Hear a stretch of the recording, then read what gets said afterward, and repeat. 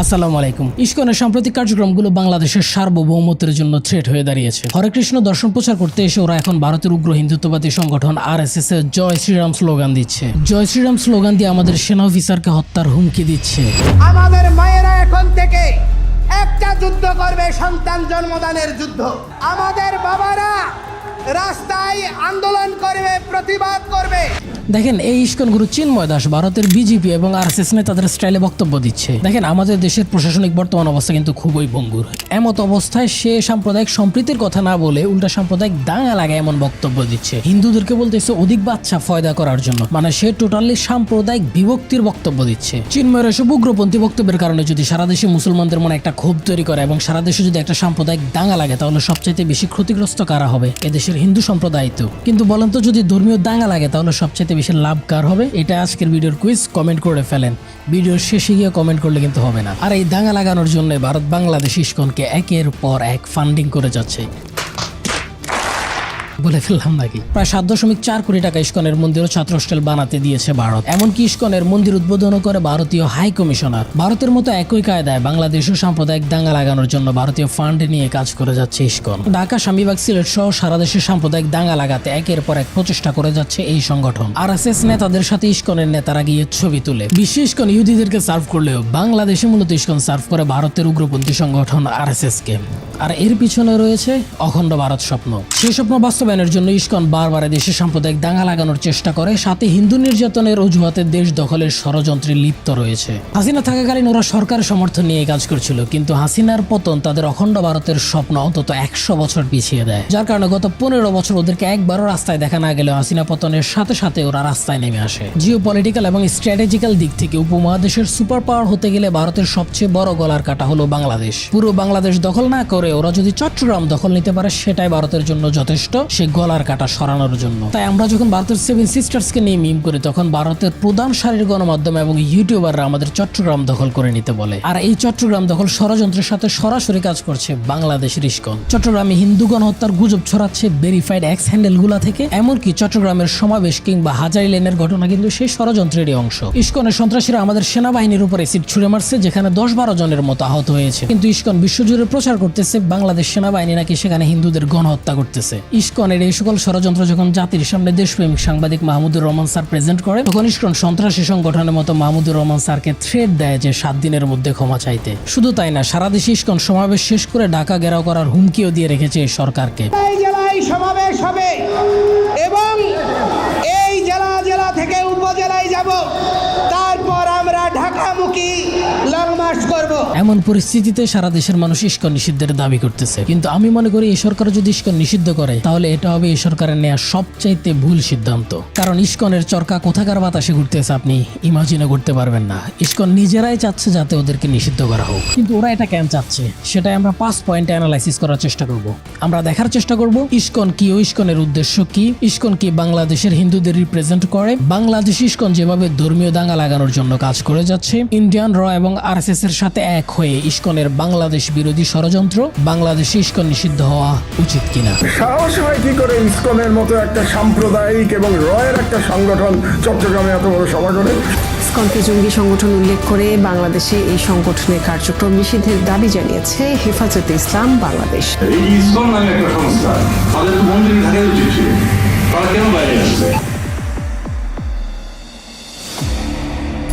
ISKCON আসলে কি? এটা কি হিন্দু সম্প্রদায়ের কোনো সংগঠন? যদি হিন্দু সম্প্রদায়ের সংগঠন হয়, তাহলে এটা কি দেশের হিন্দুদেরকে রিপ্রেজেন্ট করে কিনা? রিপ্রেজেন্ট করলেও ওদের যে আরএসএস স্টাইলের কার্যক্রম, সেটা নিয়ে আমরা যদি আলোচনা করি, তাহলে আমাদের আগে ইসকনের ইতিহাস সম্পর্কে একটু জেনে নেওয়া দরকার। এতে করে আপনাদের আলোচনাটা বুঝতে একটু সুবিধা হবে। International society for Krishna consciousness, ISKCON হলো গৌড়ীয় বৈষ্ণব মতবাদের অনুসারী একটি হিন্দু ধর্মীয় প্রতিষ্ঠান। অভয়াচরণাবিন্দ ভক্তি বেদান্ত স্বামী প্রভুপাদ 1966 সালে নিউ ইয়র্ক শহরে এই সংগঠনটির প্রতিষ্ঠা করে। এই সংস্কৃতির অধিকাংশ অনুসারে ভারতের পশ্চিম বাংলা ও উড়িষ্যা অঞ্চলে ছিল, যার কারণে ইসকন নিউ ইয়র্ক শহরে প্রতিষ্ঠিত হলেও ইসকনের প্রধান কার্যালয় কিন্তু ভারতের পশ্চিমবঙ্গের নদিয়া জেলায়। ভগবদ গীতা এবং ভগবত পুরাণ হলো এই অনুসারীদের ধর্মগ্রন্থ। ইসকন একেশ্বরবাদ প্রথার ভিত্তিতে প্রতিষ্ঠিত, অর্থাৎ এরা মনে করেন ঈশ্বর হলো একজন, যেখানে হিন্দু সম্প্রদায়ের অন্যান্য শাখার মানুষ অসংখ্য দেবদেবীতে পূজা করেন। যেমন লক্ষ্মী দেবীর কাছে ধন সম্পদের জন্য পূজা করেন, বিদ্যা বুদ্ধির জন্য সরস্বতী দেবীর পূজা করেন এবং দুর্গা পূজা সহ আরো অসংখ্য অনেক দেবদেবীর পূজা করে থাকেন। কিন্তু বৈষ্ণব ইসকনের অনুসারীরা এত দেবদেবী দেবীর পূজা করে না, তারা একজনকে সবকিছু মানে। তারা মনে করে সকল অবতারের মূল উৎস হচ্ছে শ্রীকৃষ্ণ। এরা নিরামিষভোজী, অর্থাৎ এরা মাছ মাংস খায় না, কারণ তারা মনে করে প্রাণী হত্যা মহাপাপ। নেশা জাতীয় দ্রব্য, অ্যালকোহল, সিগারেট, মাদক দ্রব্য সেবন করে না, জুয়া খেলে না, অবৈধ যৌনাচার করে না।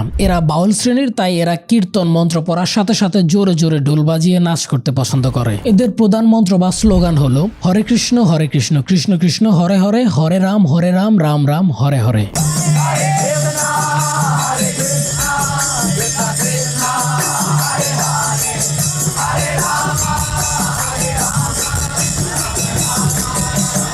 টুইস্ট বলেন বা ফ্যাক্ট বলেন, প্রশ্ন হলো ইস্কনের স্লোগান যদি হরে কৃষ্ণ হরে রাম হয়, তাহলে চট্টগ্রাম ইস্কনের সমাবেশে ভারতের উগ্র হিন্দুত্ববাদী সংগঠন আরএসএস এর জয় শ্রীরাম স্লোগান দিয়েছে এরা কারা? ওরা যদি ইস্কনের ফলোয়ার্স হয়ে থাকে তাহলে ওরা হরে কৃষ্ণ হরে রাম স্লোগান না দিয়ে জয় শ্রীরাম স্লোগান কেন দিল? এই ইস্কন তাহলে কোন ইস্কন? আপনি ভাবতে থাকেন, আমি ইস্কন নিয়ে আরেকটু প্রশংসা করে নেই, তারপরে ইস্কনের আসল মুখোশ আপনাদের সামনে উন্মোচিত হবে। ফুড ফর লাইফ নামে ইস্কনের একটি ক্যাম্পেইন আছে, যেটাতে ইস্কন প্রতিদিন 60টিরও বেশি দেশে প্রায় 20 লক্ষ জনের বিনামূল্যে নিরামিষ খাদ্য বিতরণ করে। ইস্কনের এই সকল ভালো দর্শন বা ইস্কনের এই সকল ভালো কার্যক্রমের জন্য ইস্কনের দাবি মতে গোটা বিশ্বজুড়ে ওদের প্রায় 10 লক্ষের মতো ফলোয়ার্স আছে, এবং বিশ্বের 100টিরও বেশি দেশে ইস্কনের প্রায় 600+ টেম্পল ও সেন্টার আছে। ইন্টারেস্টিং ফ্যাক্ট হলো ইস্কনের রিসেন্ট বাংলাদেশের কার্যক্রম নিয়ে যারাই ভিডিও বানিয়েছেন, পিনাকি ভট্টাচার্য, কি কেন কিভাবে সহ আরো যারাই আছেন, তারা বলার চেষ্টা করছেন যে ইস্কনের দর্শনগত দিক থেকে ইস্কন ঠিক ছিল, কিন্তু সাম্প্রতিক সময়গুলোতে ইস্কন খারাপ হয়ে গেছে। সোজা কথায় বললে ইস্কন আগে ভালো ছিল, আগের ইস্কন আর বর্তমান ইস্কন এক না। কিন্তু আমি আজকের ভিডিওতে প্রমাণ সহ দেখাবো ইস্কন শুরু থেকে একটা প্রশ্নবিদ্ধ সংগঠন ছিল, কখনোই এদের দর্শনের সাথে এদের কার্যক্রম এক ছিল না। প্রমাণ দেওয়ার আগে আসাদ নূরের ইস্কন নিয়ে করা একটা মিথ্যাচারের ডিবাগিং করে যাই। বিশ্বের প্রায় সকল দেশেই ইসকনকে ইতিবাচকভাবে দেখা হয়, এবং একটু আগে যেটা বলছিলাম, কোনো দেশেই তাদেরকে নিষিদ্ধ করা হয়নি। তার এই দাবি মোটেও সত্য নয়। 1970 সালে সিঙ্গাপুর থেকে ইস্কনকে ব্যান্ড করা হয়, এমনকি এখনো সিঙ্গাপুর ইস্কনের কার্যক্রম সীমিত করে রাখা হয়েছে। এছাড়া রাশিয়াতে 2011-12 সালে ইনসিডেন্টের পর ইস্কনের কার্যক্রম লিমিটেড করে দেওয়া হয়েছে। উজবেকিস্তান ও কাজাখস্তানের মতো দেশে ইস্কনের কার্যক্রমে নিষেধাজ্ঞা দেওয়া আছে। এটা তোর ভিডিওর একটা মিথ্যাচারের প্রমাণ দিলাম। যদি ওর পুরো ভিডিও ধরে ধরে ডিবাগিং করতে চায়, তাহলে ওর ভিডিওতে এত পরিমাণ মিথ্যাচার করছে যে আমার আলাদা একটা ভিডিওই করা লাগবে। এজন্য ওইদিকে আর গেলাম না। তবে আমার পুরো ভিডিওটা দেখলে আপনি তার ভিডিওর অনেক মিথ্যাচারের প্রমাণ পাওয়া যাবেন। এবার আমি যে দাবি করছি ইস্কন শুরু থেকে একটা প্রশ্নবিদ্ধ সংগঠন ছিল, তার কিছু প্রমাণ দেখাই। দেখেন, ইস্কন প্রতিষ্ঠা 1966 সালে। প্রতিষ্ঠার মাত্র 4 বছরের মাথায়, অর্থাৎ 1970 সাল থেকে ইস্কনের মন্দিরগুলোতে চাইল্ড অ্যাবিউজ করা শুরু হয়। শিশুদেরকে সেক্সুয়াল অ্যাবিউজ করত মন্দিরের গুরুরা। আমেরিকার গুরুকুল আশ্রম 1970-80 এর দশকে সেখানকার শিশুদের ইমোশনাল, ফিজিক্যাল এন্ড সেক্সুয়াল নির্যাতন করত আশ্রমের কৃষ্ণ শিক্ষক এবং কর্মীরা। ওই আশ্রমের বিরুদ্ধে মামলা করে সে আশ্রমের প্রাক্তন 44 জন শিক্ষার্থী। তারা বলে সেখানে rape, sexual abuse, physical torture এবং emotional terror of children as young as 3, মানে 3 বছরের বাচ্চাদের উপরও মানসিক সন্ত্রাস চালানো হতো সেই ইস্কনের মন্দিরগুলোতে। ইস্কনকে ওই শিশু অ্যাবিউজ মামলায় $9.5 মিলিয়ন বা প্রায় $100 কোটি জরিমানা দিতে হয়। শুধু তাই না, 1980 এর মাঝামাঝি ইস্কনকে তাদের ওই গুরুকুল আশ্রম বন্ধ করে দিতে হয় শিশু দর্শন বিতর্কের কারণে। ইস্কন খুব শান্তিপ্রিয় সংগঠন, তাই না? এরা নিরামিষ খায়, প্রাণ হত্যা মহাপাপ বলে। কিন্তু 1986 সালে স্টিফেন ব্রায়ানকে ইস্কনের স্বয়ং গুরু গুলি করে হত্যা করে। স্টিফেন ব্রায়ান ছিল ইস্কনের একজন সাবেক সদস্য। ইস্কনে থাকাকালীন সে ইস্কনের অন্ধকার দিকগুলো সম্পর্কে জানতে পারে। সে যখন দেখে ইস্কনের দর্শন একরকম কিন্তু ভিতর ভিতর ইস্কন আরেক কাজ করতেছে, তখন সে ইস্কন মন্দির ছেড়ে দিয়ে চলে যায় এবং সে ইস্কনের অন্ধকার দিকগুলো নিয়ে প্রচারণা লেখালেখি করতে শুরু করে। ব্রায়ান ইস্কনের বিভিন্ন ধর্মগুরুদের এক্সপোজ করে একটা পাণ্ডুলিপি লিখে,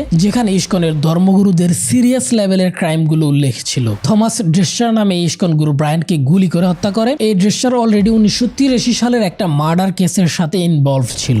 ব্রায়ানকে হত্যার জন্য থমাস ড্রেসারকে নির্দেশ দিয়েছিল ইস্কনের আরেক ধর্মগুরু কীর্তানন্দ স্বামী ভক্তিপাদা, কারণ ব্রায়ানের ওই পাণ্ডুলিপিতে কীর্তানন্দ স্বামী ভক্তিপাদার সিরিয়াস লেভেলের ক্রাইমগুলো উল্লেখ ছিল। এমনকি স্টিফেন ব্রায়ানের হত্যাকাণ্ড নিয়ে যে জার্নালিস্ট অনুসন্ধানমূলক রিপোর্ট তৈরি করতেছিল, সেই জার্নালিস্টকে পর্যন্ত ইস্কনের গুরুরা গুলি করে বুকে ঝাঁঝরা করে ফেলে। আমি স্টিফেন ব্রায়ানের পুরো কেস স্টাডিটা ডিসক্রিপশন লিঙ্কে দিয়ে দিব, আপনারা চাইলে পড়তে পারেন। অস্ট্রেলিয়ার আরেক প্রাক্তন হরে কৃষ্ণ সদস্য যে নাম গোপন রেখে সাংবাদিকদের বলে, আমি ইস্কন ছেড়ে দেওয়ার পর থেকে প্রতিদিন কৃষ্ণগুরুদের থেকে থ্রেট আসে। তারা ফিজিক্যালি, অ্যাকচুয়ালি, ফ্যাকচুয়ালি, এমনকি সম্ভব হলে খুব ধারালো ছুরি দিয়ে তারা আমার জিহ্বা কেটে ফেলতে চায়। ওর অপরাধ কি জানেন? ও একজন ইস্কন সদস্য ছিল। ইস্কন থেকে বের হয়ে যাওয়ার পর সে ইস্কনের অন্ধকার দিকগুলা নিয়ে প্রচার করতে শুরু করে। এই জন্য ইস্কনের গুরুরা তার জিহ্বা কেটে ফেলার থ্রেট দিচ্ছে। এছাড়া ইস্কনের Laguna beach temple brotherhood of international love নামে একটি অর্গানাইজেশনের সাথে কাজ করত। ওই সংগঠন চোরাচালানের কাজ করত, যা মার্কিন যুক্তরাষ্ট্রে LSD, হ্যাশ এবং গাঁজা পাচার করত। ইস্কন তাদেরকে হেল্প করত, এই বিনিময়ে ওরা ইস্কনকে আর্থিক সহায়তা করত। এছাড়া ইস্কনের প্রতিষ্ঠাতা স্বামী প্রভুপাদ বিশ্বাস করত যে পৃথিবীর সবচাইতে নিকটে হলো সূর্য, তারপরে হচ্ছে চাঁদ। the energy of God. অথচ আপনি সোলার সিস্টেমে একটা ক্লিক করে দেখে নিতে পারেন যে পৃথিবীর সবচাইতে কে, চাঁদ নাকি সূর্য। কিন্তু প্রভুপাদ বিজ্ঞানের এই সত্য স্বীকার করত না, বরং সে তার নিজস্ব মতবাদগুলো টেম্পলের বাচ্চাদেরকে শেখাতো। ইস্কন যেহেতু হিন্দু ধর্মের বৈষ্ণব সম্প্রদায়ের একটা মুভমেন্ট, তাহলে সবচাইতে বেশি হিন্দু সম্প্রদায় কোথায়? ভারতে। ভারতের হিন্দুদের কাছে কি এই ইস্কনের গ্রহণযোগ্যতা আছে? ভারতের স্বয়ং ধর্মগুরুরা এবং পলিটিক্যাল লিডাররা মনে করতেছে ইস্কন একটা পশ্চিমের সংগঠন, যারা ভারত থেকে পশ্চিমে টাকা পাচার করেন এবং যারা ধর্মের নামে ব্যবসা করে যাচ্ছে। कौन वाले तो आंसू पोंछने आता है वो भी आंसू दे जाता है। उनकी परंपरा में जो अंग्रेज शिष्य हैं वो अपने को हिंदू नहीं कहते, उन्होंने जो हिंदुओं को शिष्य बनाया वो हिंदू अपने को इस्कॉन वाले कहते। बहुत दुष्ट संस्था है इस्कॉन की। बताया कि इस्कॉन देश के सबसे बड़े धोखेबाज लोग हैं, क्योंकि ये गौशालाओं के नाम पर सरकारों से जमीन और दुनिया भर के फायदे जरूर लेते हैं। ये सारा दिन हरे रामा हरे कृष्ण का जाप भी करते हैं। मेनका जी के हिसाब से जब वो उनके अनंतपुर वाले आश्रम में खुद गई थी, तब उन्हें वहाँ पर एक भी ड्राई काउ यानी जो गाय दूध नहीं देती है वो नहीं दिखी, और एक भी गाय का बछड़ा भी नहीं दिखा। यानी कि इस्कॉन ने इन सब गायों को बुचर हाउसेस को सेल कर दिया था। सबसे बड़े जो यहाँ देश के धोखेबाज है वो है इस्कॉन। वो रखते हैं गौशाले और सरकार से दुनिया भर के उनको फायदा मिलता है गौशाले चलाने के। मैं अभी उनके आनंदपुर गौशाला में गई, एक भी सुखी गाय नहीं, एक भी बछड़ा नहीं है। আমেরিকার বিভিন্ন ইস্কন মন্দিরের মতো ভারতের বিভিন্ন ইস্কন মন্দিরেও রেপ কেস একটা নিয়মিত বিষয় হয়ে দাঁড়িয়েছে। আশা করি এইটুকু তো প্রমাণ করতে পারছে যে ইস্কন কখনো একটা ভালো সংগঠন ছিল না। শুরু থেকে এরা চাইল্ড অ্যাবিউজ, মাদক স্মাগলিং, সন্ত্রাস, খুন এই সকল কর্মকাণ্ডের সাথে জড়িত ছিল। আজকের সবচাইতে ইম্পর্টেন্ট ফ্যাক্ট হলো গোটা বিশ্বজুড়ে ইস্কনের কার্যক্রম প্রশ্নবিদ্ধ, এবং যে ভারতে সবচাইতে বেশি হিন্দু রয়েছে সে ভারতের লোকাল হিন্দুরাও মনে করে ইস্কন কোনো হিন্দুদের সংগঠন না, বরং ওরা মনে করে এটা ইহুদিদের একটা সংগঠন। আর সেই ইস্কন বাংলাদেশে এসে কিভাবে বাংলাদেশের হিন্দুদের রক্ষাকর্তা হয়ে গেল? ইস্কন তো কোনো রাজনৈতিক সংগঠন না, এরা বৈষ্ণব অনুসারীদের একটা সংগঠন। মিছিল, মিটিং, রাজনীতি, সভা সমাবেশ এটা ওদের নীতি বিরুদ্ধ কাজ। সেখানে ইস্কন কিভাবে এরকম মহাসমাবেশ করে এবং সারা দেশ বন্ধ করে দেওয়ার হুমকি দেয়। সমাবেশে টেররিস্ট অর্গানাইজেশন RSS এর জয় শ্রীরাম স্লোগান দেয় এবং তাদের গেরুয়া পতাকা বাংলাদেশে লাগায়। আর ইস্কনের সাথে এদেশের সনাতনী হিন্দুরাই বা কেন জয়েন করতেছে? যেখানে ইস্কনের ধর্মীয় বিশ্বাসের সাথে এদেশের সনাতনী হিন্দুদের ধর্মীয় বিশ্বাস আকাশ পাতাল তফাৎ, কিন্তু দুই গ্রুপ এখানে এসে এক হয়ে গেল কিভাবে? এখানে আপনি খুঁজে পাবেন হিন্দুত্ববাদ এবং দেশ বিরোধী ষড়যন্ত্রের টুইস্ট। এই টোটাল জিনিসটা যদি আমরা বুঝতে চাই তাহলে আমাদের আগে দেখা দরকার যে ইস্কন বাংলাদেশে এসে হিন্দুদের রক্ষাকর্তা বা ভগবান হয়ে দাঁড়াইছে, সেই ইস্কন কে দেশের হিন্দুদেরকে রিপ্রেজেন্ট করে কিনা।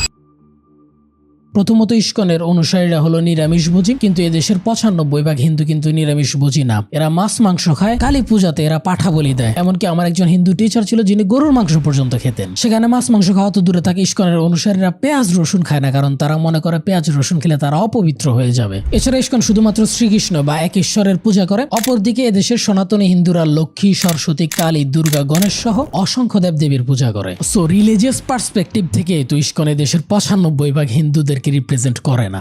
2022 সালের ডাটা অনুসারে বাংলাদেশে হিন্দুর সংখ্যা প্রায় 1,32,00,000। সেখানে ইস্কনের অনুসারে 2019 সালের রিপোর্ট অনুসারে মাত্র 35,000। এখন ধরে নিলাম 1 লাখ বা 5 লাখ। সো এই 5 লাখ ইস্কনের অনুসারে কিভাবে এই দেশের 1.5 কোটি হিন্দুদের রিপ্রেজেন্টেটর হয়? ইস্কন দেশের সনাতনী হিন্দুদের কেমন ভগবান সেটা একটু দেখাই। ঢাকার স্বামীবাগের ইস্কনের এই মন্দিরটি ছিল 100 বছরের পুরনো সনাতন হিন্দুদের মন্দির। জমির মালিককে মামলা হামলা করে সেই মন্দির দখল করে নেয় ইস্কন। সেই মামলা নিষ্পত্তি হওয়ার আগে ইস্কন গায়ের জোর দিয়ে অবৈধভাবে সেখানে আধুনিক ইস্কন মন্দির বানাচ্ছে। ফরহাদ মাজারের ফেসবুক পোস্ট থেকে দেখা যায় অবৈধভাবে ইস্কনকে মন্দির বানাতে রাষ্ট্রীয়ভাবে আদালত সামলাচ্ছে আওয়ামী লীগের মন্ত্রী তোফায়েল আহমেদ। একই কায়দায় ঠাকুরগাঁয়ের রসিক রায় জিও মন্দিরও দখল করে নেয় ইস্কন।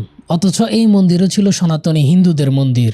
2009 সালের 18 সেপ্টেম্বর দুর্গাপূজার সময় ইস্কনের সাথে সনাতনী হিন্দুদের সংঘর্ষ হয়। সেই সময় ইস্কন ভক্তদের হামলায় মন্দিরের সনাতনী হিন্দু ফুলবাবু নিহত হয়। দীর্ঘ এক যুগ ওই মন্দির 144 দ্বারা জারি থাকলেও এখন শোনা যায় ওই মন্দিরও নাকি ইস্কনের সদস্যরা দখল করে আছে। এছাড়া চট্টগ্রামে অবৈধভাবে হিন্দু সম্প্রদায় প্রবর্তক সংঘের জায়গা দখল করে নেয় ইস্কন। এমনকি হিন্দুরা বাধা দিতে গেলে ইস্কনের সন্ত্রাসীরা অন্তত 12 জন প্রবর্তকের হিন্দুকে পিটিয়ে আহত করে। স্বয়ং প্রবর্তক সংঘের নেতারাই বলছে ইস্কন একটা উগ্রবাদী সংগঠন। সারা দেশে ইস্কনের যতগুলো মন্দির রয়েছে তার বেশিরভাগ মন্দিরই সনাতন হিন্দুদের থেকে দখল করা মন্দির বা অবৈধ মন্দির। এছাড়া ইস্কনের বিরুদ্ধে সাধারণ হিন্দু এবং মুসলমানের ভূমি আত্মসাতের অভিযোগও কিন্তু কম না। সো যেখানে ইস্কন এই দেশের সাধারণ হিন্দুদের জায়গা জমি দখল করে নিচ্ছে, পিটে আহত করতেছে, হত্যা করতেছে, হিন্দুদের মন্দির দখল করে নিচ্ছে, এটা তো পরিষ্কার যে ইস্কন এই দেশের হিন্দুদেরকে রিপ্রেজেন্ট করে না। কিন্তু হাসিনা পালায় যাওয়ার পর এখন দেখা গেছে যে ইস্কন এই দেশের টোটাল হিন্দুদের রিপ্রেজেন্টেটর। ইস্কনের ডাকে সারা দেশের হিন্দুরা একত্রিত হচ্ছে এবং ইস্কন এই দেশের হিন্দুদেরকে জড়ো করে সাম্প্রদায়িক সম্প্রীতির কথা না বলে যেভাবে সাম্প্রদায়িক উস্কানিমূলক বক্তব্য দিচ্ছে এবং দেশকে দাঙ্গার দিকে নিয়ে যাচ্ছে, এবং সেটাতে কেন এই দেশের হিন্দুরা ওই ট্র্যাপে পা দিচ্ছে এটা বুঝতে হলে আমাদের আগে দেখতে হবে যে ইস্কন কিভাবে এই দেশের সাম্প্রদায়িক দাঙ্গা লাগানোর কাজ করে। এই অ্যানালাইসিসের পর আপনার সামনে ইস্কনের মুখোশ একদম ক্লিয়ার হয়ে যাবে। এটাও শুরু করে চিন্ময় দাসের একটা বক্তব্যের ডিবাগিং দিয়ে। আজকে অনেকে সীমান্তে 2 জন হিন্দু মারা গিয়েছে, এই জন্য মায়া দরদ দেখাচ্ছে, ইন্ডিয়ার বিরুদ্ধে স্লোগান দিচ্ছে। তো আমি বলতে চাই তারা কেন সীমান্তে গিয়েছে আগে ওইটা খুঁজে নিন। তারা কেন বিএসএফ এর পুলিশে মরতে গিয়েছে, কারণ এখানে বেঁচে থাকা তাদের জন্য একটা জীবন মৃত্যুর প্রহসন ছাড়া আর কিছুই নয়। ভারতের আরএসএস এর পেইড এজেন্ট এই সন্ত্রাসী চিন্ময় দাস দাবি করতেছে যে এই দেশে হিন্দুদের নির্যাতন হচ্ছে দেখে আমাদের জয়ন্ত এবং কিশোরী স্বর্ণা দাস ভারতে যাচ্ছিল, এই জন্য ভারতের বিএসএফ গুলি করে হত্যা করছে। এটাই তো তাহলে আসল ঘটনা। দেখেন, ভারতের ত্রিপুরায় স্বর্ণা দাসের বড় ভাই থাকে। সেই বড় ভাইয়ের সাথে দেখা করতে স্বর্ণা দাস এবং তার মা অবৈধভাবে রাতে বর্ডার ক্রস করার চেষ্টা করে, আর সেখানে বিএসএফ গুলি করলে স্বর্ণা দাস মারা যায়। আর এই সন্ত্রাসী চিন্ময় দাস বলতেছে বাংলাদেশে স্বর্ণা দাস নির্যাতিত হচ্ছে দেখে ও বর্ডার ক্রস করতে গেছে, আর এই জন্য বিএসএফ গুলি করে তাকে হত্যা করছে। একজন স্বয়ং ধর্মগুরু মিথ্যাচার করতেছে এবং সাম্প্রদায়িক দাঙ্গা লাগানোর বক্তব্য দিচ্ছে। কিছুক্ষণের জন্য ধরে নিলাম যে বাংলাদেশের সংখ্যালঘু সম্প্রদায়ের উপর নির্যাতন হচ্ছে বিদায় স্বর্ণা দাস এবং জয়ন্ত ভারতে আশ্রয়ের জন্য গেছে, কিন্তু ভারত তাদেরকে আশ্রয় না দিয়ে গুলি করে হত্যা করবে কেন? মানে পৃথিবীর কোন আইনে আছে এইভাবে পাখির মতো গুলি করে হত্যা করবে? আর ভারত না হিন্দুদের দেশ, তাহলে ওরা না হিন্দুদেরকে সেফ না দিয়ে এভাবে গুলি করে হত্যা করবে কেন? আর ভারত হিন্দু গুলি করে হত্যা করলে সেটা হালাল? আমাদের কিশোর জয়ন্ত কিংবা কিশোরী স্বর্ণা দাস হত্যার প্রতিবাদে ইস্কন বা হিন্দুদের আরো যত জোট সংগঠন আছে তারা ক্যান করলো না। তার মানে এটা তো ক্লিয়ার যে তারা হিন্দু রক্ষার রাজনীতি না, তারা হিন্দু কার্ডের রাজনীতি করে। যেখানে স্বয়ং ধর্মগুরু পর্যন্ত এরকম মিথ্যাচার করতেছে, সেখানে আর কি বলবো? ওদের হিন্দু নেতারা পর্যন্ত প্রোপাগান্ডা ছড়াচ্ছে, বলতেছে বাংলাদেশে হিন্দুদের নাকি জেনোসাইড হচ্ছে, এবং তাদের সাথে তাল মিলিয়ে ভারতের সবগুলো স্যাটেলাইট চ্যানেল, সবগুলো পত্রিকা যেমন the Hindu, Times of India, Hindustan Times, Indian student সহ প্রায় সব পত্রিকা একের পর এক মিথ্যা গুজব খবর প্রকাশ করতেছে। উগ্র ইস্কনপন্থীদের Twitter handle voice of Bangladesh Hindu ঘুরে আসেন এমন মিথ্যা কথা স্বয়ং শয়তানও বলতে পারে না। একের পর এক মিথ্যা গুজব ছড়াচ্ছে। আমি আর কয়টা ডিবাগ করবো? জাস্ট রিউমার স্ক্যানারের ফ্যাক্ট চেক গুলা দেখেন, এগুলো দেখলে বুঝতে পারবেন কি পরিমাণ মিথ্যা গুজব ছড়ানো পোস্ট করতেছে এইসব অ্যাকাউন্ট থেকে। ওদের এই মিথ্যাগুলা ডিবাগিং করতে বড় টিম লাগে, ফাইন্যান্সিয়াল সাপোর্ট লাগে, যার কোনোটাই আমার নাই, কিন্তু এদেশের মিডিয়া হাউসগুলোর তো আছে। ওদের মিডিয়ার মিথ্যা প্রচারণা আর ডিবাগিং কে আমাদের মিডিয়াগুলো করতে পারে না, কিন্তু এই মিডিয়াগুলো ক্যান করছে না, because they got paid from intelligence agencies. आपके दिमाग में एक इमेज किसने बनाई है? मीडिया ने। मीडिया ने, लेकिन उस मीडिया के पीछे कौन है सर?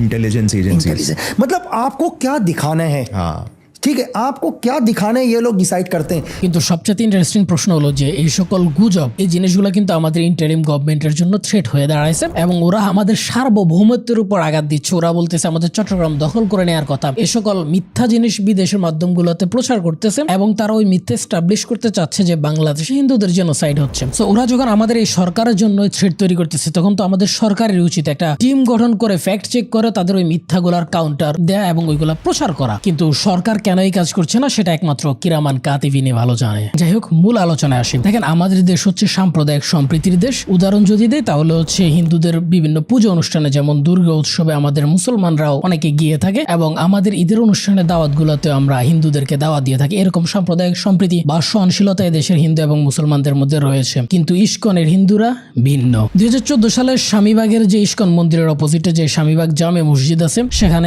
তারাবির নামাজের সময় বাধা দেয় ইস্কন। নামাজ নামাজের সময় মসজিদের মুসল্লিরা গিয়ে তাদেরকে রিকোয়েস্ট করে যে আপনারা 1 ঘন্টার বিরতি দেন, আমরা নামাজটা শেষ করি, নামাজ শেষ হলে আপনারা আবার আপনাদের অনুষ্ঠান শুরু করেন। কিন্তু ইসকনের উগ্রপন্থী হিন্দুরা সেটা না শুনে উল্টা তারা আরো জোরে ডাকডোল বাজাতে শুরু করে। ফলশ্রুতিতে সেখানে একটা সাম্প্রদায়িক দাঙ্গা শুরু হয় এবং অনেক মানুষ আহত হয়। 2014 এর পর 2016 সালে সিলেটে ইসকন মন্দিরে একই ঘটনা ঘটে। সেখানে জুমার নামাজের সময় ইসকন মন্দির থেকে জোরে জোরে ডোল বাজানো এবং স্পিকার বাজানো হচ্ছিল এবং মুসল্লিরা গিয়ে তাদেরকে রিকোয়েস্ট করে যে নামাজের সময় কিছুক্ষণের জন্য সেটা বন্ধ রাখতে। তখন তারা সেটা না শুনে উল্টা আরো জোরে জোরে ডোল বাজাতে থাকে। ফলশ্রুতিতে সেখানে 2 গ্রুপের মধ্যে একটা সংঘর্ষ তৈরি হয়। এমন সময় ইসকন মন্দির থেকে পিস্তল দিয়ে মুসলিমদের গুলি করা হয়, যা সারা দেশে ভাইরাল হয়ে গেছিল।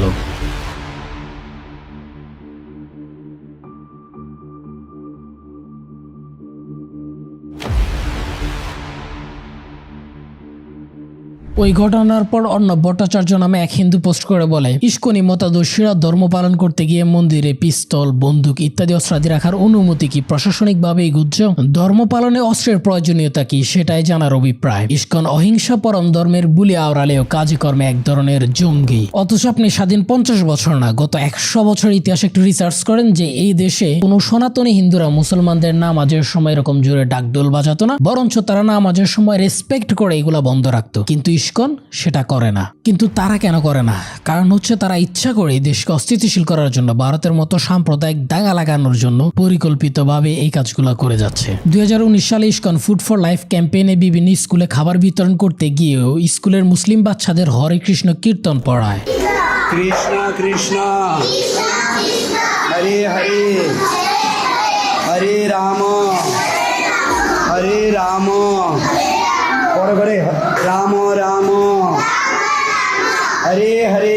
2016 সালে ইসকনের বিরুদ্ধে পোস্ট করলে খুন হয় সিলেটের এক মসজিদের ইমাম। বুয়েটের আবরার ফাহাদের হত্যার মূল হোতা অমিত শাহও ছিল এই উগ্রবাদী ইসকনেরই সদস্য। সিলেটের জগন্নাথপুরে ইসকনের রথযাত্রার অনুষ্ঠানে অতর্কিতভাবে হামলা করে সে হামলার দায় চাপিয়ে দেওয়ার চেষ্টা করায় মুসলমানদের উপর, যাতে করে একটা সাম্প্রদায়িক দাঙ্গা লেগে যায়। অথচ পরে দেখা যায় ওই হামলাকারী মিন্টু রঞ্জন ধর ছিল একজন ইসকনেরই নেতা। এভাবেই পরিকল্পিতভাবে একের পর এক ধর্মীয় দাঙ্গা লাগানোর চেষ্টা করে আসতেছে স্বয়ং ইসকনের নেতা এবং সদস্যরা। স্বদেশ বার্তা পত্রিকার লেখক নয়ন চ্যাটার্জি এক নিবন্ধে লিখেছেন, ইসকনের কাজ অবশ্যই শাস্তিযোগ্য অপরাধ এবং সাম্প্রদায়িক দাঙ্গা বাঁধানোর পায় তারা। প্রয়োজনে সাম্প্রদায়িক ষড়যন্ত্র করার জন্য এদেশের হিন্দু নেতাদের উচিত ইসকনের বিরুদ্ধে আইনি ব্যবস্থা নেয়া। ইসকন সংগঠনটি উগ্র ধরনের সংগঠন। বাংলাদেশে যে সাম্প্রদায়িক সম্প্রীতি বিরাজ করে সেটা ভাঙার জন্য বারবার চেষ্টা করছে এই সংগঠনটি। আশা করি এইটুকু তো ক্লিয়ার করতে পারছি যে ইসকন কিভাবে একের পর এক পরিকল্পিতভাবে এদেশের ধর্মীয় দাঙ্গা লাগানোর চেষ্টা করে আসছে। এখন প্রশ্ন হলো যে ইসকন কেন বারবার এদেশের ধর্মীয় দাঙ্গা লাগাতে চায় বা এরা কার হয়ে কাজ করে? এই প্রশ্নের উত্তর খুঁজতে গিয়ে আমরা পাই যে ভারতীয় র এবং ভারতের উগ্রপন্থী হিন্দুত্ববাদী সংগঠন আরএসএস এর সাথে এক হয়ে ইসকনের বাংলাদেশ বিরোধী ষড়যন্ত্র।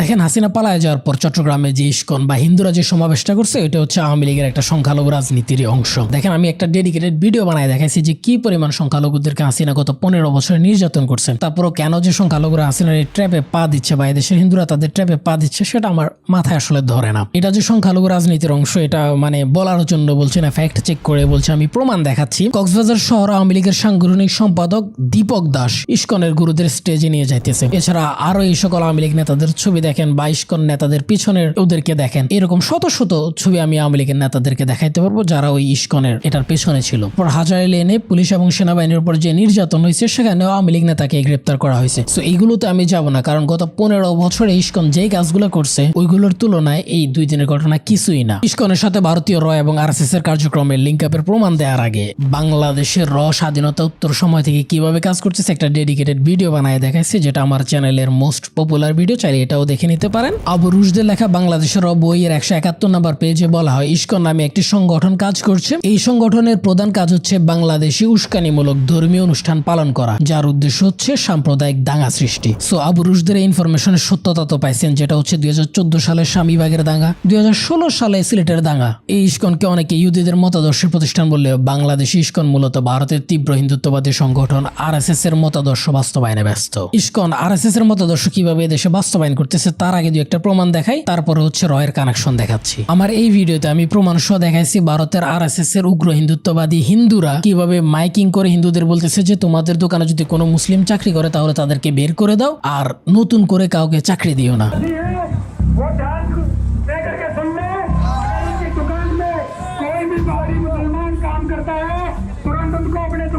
निकाल दे, सिर्फ 2 दिन का বাংলাদেশে ইসকন একই স্টাইলে কাজ করতেছে। বাংলাদেশে ইসকনের অসংখ্য দোকান, হোটেল, রেস্টুরেন্ট আছে। কোন রেস্টুরেন্টে ইসকন মুসলমানদেরকে চাকরি দেয় না। সারা দেশের উদাহরণ লাগবে না, শুধু চট্টগ্রামের হাজারি লেনের যে ব্যবসা প্রতিষ্ঠানগুলো আছে ওই এলাকায় যারা আছেন তারা কমেন্ট করে প্রতিবাদ করেন যদি আমার সোর্স এবং আমার দাবি মিথ্যা হয়। কিন্তু শুধু ওই জায়গায় না, সারা দেশে ইসকনের যত ব্যবসা প্রতিষ্ঠান আছে সকল ব্যবসা প্রতিষ্ঠানের অন্ততপক্ষে 90% কাস্টমার হচ্ছে মুসলমান। কিন্তু মুসলমানরা ওদের থেকে কোনো কিছু কেনার ক্ষেত্রে এটা দেখে না যে কে হিন্দু কে মুসলিম। কিন্তু ইসকন চাকরি দেওয়ার ক্ষেত্রে আরএসএস এর মতো আগে দেখে কে হিন্দু কে মুসলমান। শুধুমাত্র হিন্দুদেরকে ইসকন ওসব প্রতিষ্ঠানে চাকরি দেয়। সো এইভাবে ইসকন পরিকল্পিতভাবে ধর্মীয় প্রতিহিংসা তৈরির কাজগুলো করে যাচ্ছে।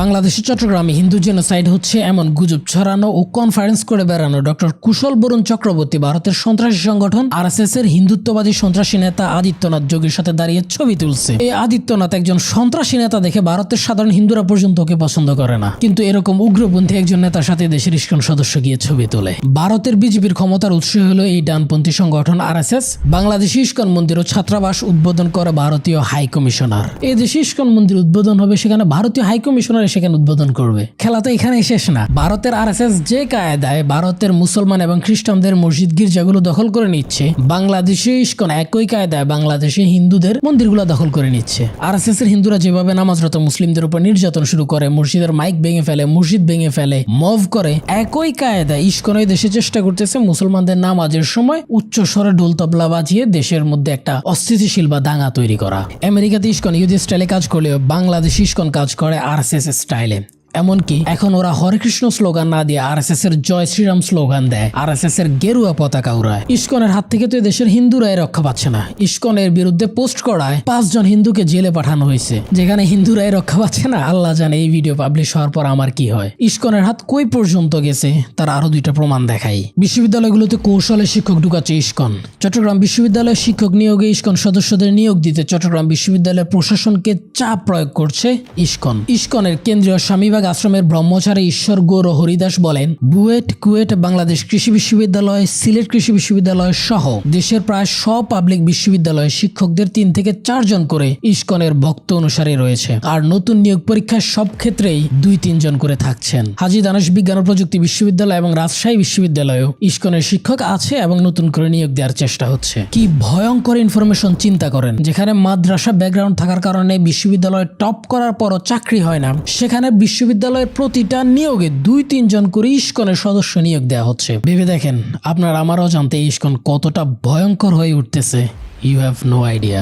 বাংলাদেশের রয়ের ট্রেন্ড ফোর্স যারা আছে তাদের বেশিরভাগের আশ্রয় কেন্দ্র হলো বাংলাদেশের ইসকনের ব্যবসা প্রতিষ্ঠানগুলো। ইসকনের হোটেল রেস্টুরেন্টগুলোতে রয়ের ভারতীয় ওই সকল লোক কাজ করে। অনেকে তো বাংলাতে কথাও বলতে পারে না। হোটেল রেস্টুরেন্ট বা ব্যবসা প্রতিষ্ঠানের আড়ালে ভারতীয় গোয়েন্দা সংস্থা র কিভাবে বাংলাদেশে কাজ করতেছে সেটা আবু রুশদের লেখা বাংলাদেশের র বইয়ের এই চ্যাপ্টারে পেয়ে যাবেন। কিন্তু হাসিনা যে কয়দিন ক্ষমতায় ছিল বাংলাদেশের সরাসরি প্রশাসনিক অফিসগুলোতে রয়ের কর্মচারীরা চাকরি করত। ওরা একে তো এদেশের গুম খুনগুলোর সাথে জড়িত ছিল এবং উল্টা এদেশের তথ্য পাচার করত, আর তার বিনিময়ে এই দেশ থেকে তারা বেতন পেত। আচ্ছা, আর কয়েকটা বিষয়, যে আমাদের গোয়েন্দা সংস্থার সাথে তো র কাজ করতো, তাই না?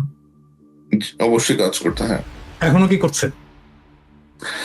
আমার জানা মতে না। আমাদের জানা মতে ধরেন যেই প্রতিষ্ঠানটার উপরে সবচেয়ে বেশি প্রভাব ছিল রয়ের, সেটা হচ্ছে এনএসআই, তাই তো?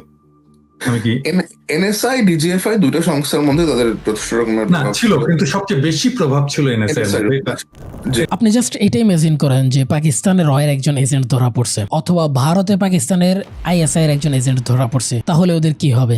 নিশ্চিত ফাঁসি। কিন্তু আমাদের দেশে উল্টা তাদেরকে বেতন দিত। কিন্তু হাসিনা পালায় যাওয়ার পর রয়ের লোকেরা প্রশাসনিক জায়গাতে না থাকলেও রয়ের তৎপরতা কিন্তু আগের থেকে অনেক বেশি বেড়ে গেছে। আর তাদের প্রোটেকশন দিচ্ছে বাংলাদেশি ইসকনের এই সকল হোটেল বা রেস্টুরেন্টে বিভিন্ন ব্যবসা প্রতিষ্ঠান। আরো ভয়ঙ্কর কথা কি জানেন?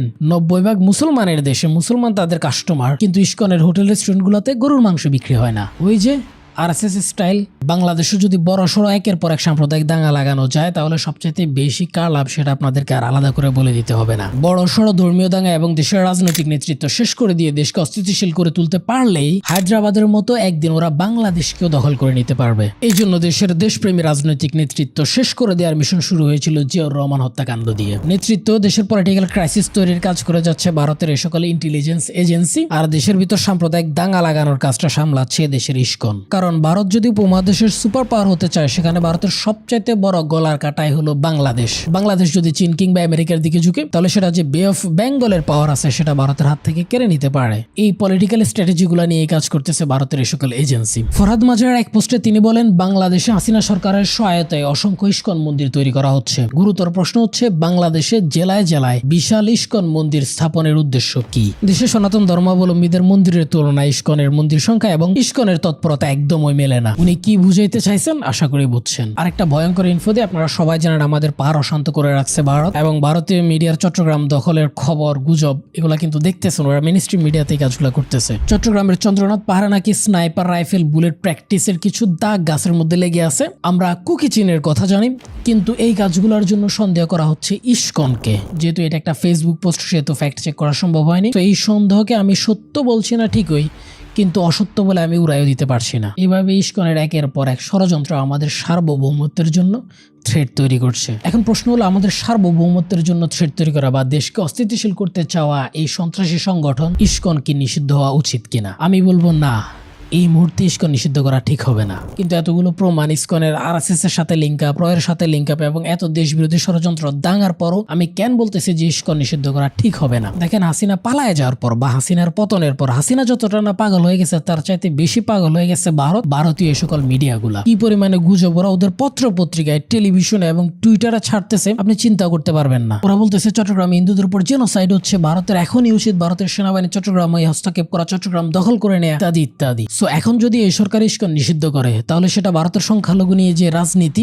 সেই রাজনীতির আগুনে ঘি ঢালার মতো হবে। এতদিন ধরে তারা যে সকল গুজব প্রচার করতেছিল, তারা এখন বিশ্বকে দেখাবে, এই যে দেখো আমরা এতদিন তোমাদেরকে বলছি, তোমরা বিশ্বাস করো না, তার অফিসিয়াল প্রমাণ দেখো। রাষ্ট্র ইস্কনকে নিষিদ্ধ করতেছে, একটা ধর্মীয় সংগঠনকে নিষিদ্ধ করতেছে। তো তখন ভারতের কাছে আইনগত লিগ্যালিটি থেকে যাবে, এবং তারা এই দেশের সংখ্যালঘু নির্যাতনের অভিযোগ দিয়ে চট্টগ্রামে যদি হস্তক্ষেপ করে, তাহলে আমাদের দেশের কি অবস্থা হবে, বা ওইটা ডিল করার মতো আমাদের সেই প্রিপারেশন আছে কিনা। এরপর দেখেন, ইস্কন কোনো কিছু ছাড়াই তারা রাস্তায় নেমে আন্দোলন করতেছে, সারা দেশ বন্ধ করে দেওয়ার থ্রেট দিচ্ছে। এখন যদি তাদেরকে নিষিদ্ধ করে দেয়, তারা যে আবার বড়সড় আন্দোলনে নামবে না, তারা গ্যারান্টি কি? এবং এই যে পতিত সরকার, যে আওয়ামী লীগের যে সন্ত্রাসী গুন্ডারা আছে, তারা যে ইস্কনের ব্যানারে আবার আয়সা দেশকে অস্থিতিশীল করতে চাইবে না, তারা তো কোনো গ্যারান্টি নেই। কারণ ইস্কনের ওই সমাবেশে আওয়ামী লীগ নেতাদের ছবি আমি আপনাদেরকে দেখাইছি। সো বড়সড় ভাবে তারা যে দেশকে একটা অস্থিতিশীল করে তুলবে না, সেটারও তো কোনো গ্যারান্টি নেই। আমি ভারতের সাইডটা বাদই দিলাম। এবার আপনি একটু লজিক্যালি চিন্তা করেন, ইস্কন যদি সারা দেশে একটা নৈরাজ্য করার চেষ্টা করেন, সারা দেশের মুসলিমরা তো বসে থাকবে না। সো মুসলিমরাও যদি বের হয়ে আসে, এখানে বড়সড় একটা সাম্প্রদায়িক দাঙ্গা তৈরি হবে। সেই সাম্প্রদায়িক দাঙ্গায় হিন্দু নির্যাতনের অভিযোগ দিয়ে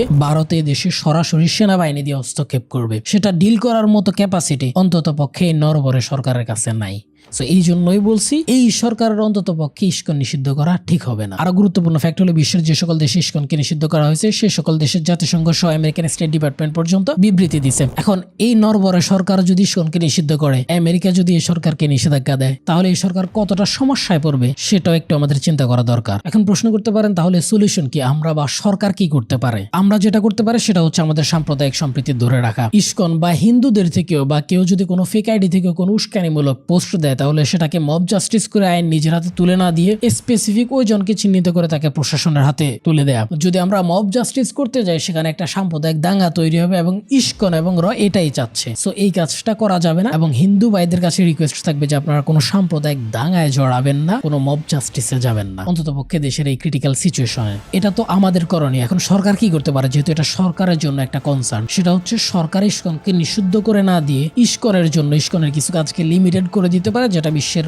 অন্যান্য দেশে করা হয়েছে। যেমন সরকার যেটা করতে পারে সেটা হচ্ছে, ইস্কন যেহেতু বৈষ্ণবের অনুসারী, সেহেতু ইস্কন হচ্ছে মন্দিরে পূজা অর্চনা করবে। এরা কোনো রাজনৈতিক সভা সমাবেশ মিছিল মিটিং করতে পারবে না, কারণ এটা হচ্ছে ওদের নীতি বিরুদ্ধ কাজ। 2 নাম্বার হচ্ছে, ইস্কন আগে যত মন্দির করছে, ইস্কন নতুন করে আর কোনো মন্দির তৈরি করতে পারবে না। 3 নাম্বার হচ্ছে, যত জায়গায় ইস্কনের মন্দিরের পাশাপাশি মসজিদ আছে, তত জায়গায় মসজিদে নামাজের সময় ইস্কন বিরতি দিতে হবে। 4 নাম্বার হচ্ছে, ইস্কন যত অবৈধ মন্দির দখল করছে, সেই মন্দিরগুলাকে প্রশাসনিকভাবে উদ্ধার করে সেই মন্দিরগুলা এই দেশের সনাতনী হিন্দুদের হাতে বুঝাই দিতে হবে। সো সরাসরি নিষেধাজ্ঞা না দিয়ে যদি এই কাজগুলো করা যায়, তাহলে ইস্কনের যে আগ্রাসী কর্মকাণ্ড এবং দেশ বিরোধী যে ষড়যন্ত্র, সেগুলো কমিয়ে নিয়ে আসা সম্ভব। এতে করে সরকারও নীতিগতভাবে সেফ থাকবে, এবং ইস্কনের এই সকল সন্ত্রাসী কার্যক্রম কমিয়ে নিয়ে আসা যাবে। এতক্ষণ ধরে ইস্কনের সকল সন্ত্রাসী কার্যক্রম, দাঙ্গা লাগানো, দেশ বিরোধী ষড়যন্ত্র, ভারতের র এবং আরএসএস এর সকল লিঙ্কা প্রমাণ সহ দেখানোর পরও এই ভিডিও শেয়ার করে আপনি এদেশের হিন্দু এবং মুসলমানদেরকে সচেতন করবেন কিনা সেটা আপনার উপর ছেড়ে দিলাম। এবং ইস্কনকে সরাসরি নিষিদ্ধ না করে ইস্কনের কার্যক্রম লিমিট করে করে দেওয়ার ব্যাপার আমি যে 4টা পয়েন্ট তুলে ধরছি এগুলোর সাথে আপনারা একমত কিনা এবং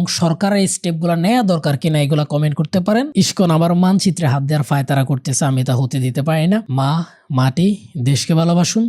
ধন্যবাদ সবাইকে। আল্লাহ হাফেজ।